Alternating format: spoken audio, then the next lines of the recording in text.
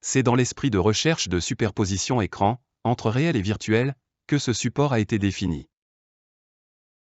En matière de simulation, il nous sera alors possible d'agir sur différentes configurations d'essai, en considérant pour cela un cas de départ arrêté, sans patinage. On pourra ainsi observer par exemple ici, l'incidence d'un changement d'inertie sur la montée en vitesse du véhicule. Il en va de même, en matière de résistance externe, liée, par exemple, au roulement de pneus sur piste, à la pénétration dans l'air, ou bien, à une pente ascendante, rencontrée ici après le départ. En ce qui concerne les différents paramètres pris en considération dans nos différentes simulations, nous pourrons, sous l'onglet Configurateur, agir sur leurs valeurs, comme on peut le voir ici, au sujet de la masse du véhicule. Ce qui se traduira, dans cet exemple, par une amélioration de performance, en vitesse de pointe et accélération. Il sera également possible d'agir sur le mode de pilotage, avec ou sans assistance. En matière d'asservissement par exemple, nous aurons ainsi accès au réglage de gain proportionnel et intégral de correcteur.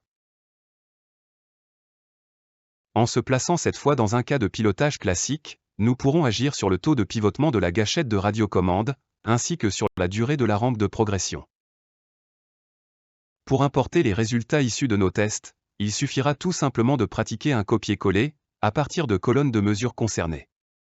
Dans un cas de courbe vitesse, ces résultats pourraient également provenir d'un simple tracking vidéo de voitures évoluant sur piste.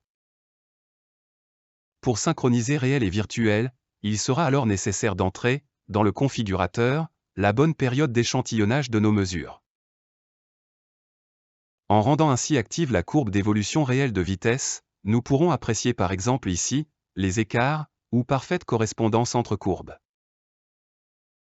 Comme nous pourrons le constater enfin sur notre tableau de bord, il nous sera également possible de venir ajouter, selon nos analyses et configurations de test, d'autres courbes virtuelles, comme par exemple celles qui seront représentatives du couple moteur, image du courant consommé. Voilà donc pour ce qui est de l'essentiel de cet environnement, volontairement développé sous Microsoft Excel, ceci pour raison de simplicité d'emploi. Destiné à des analyses qualitatives praticables par exemple en sciences de l'ingénieur, cela nous permettra ainsi de mettre en pratique des activités à la fois ludiques et riches en informations.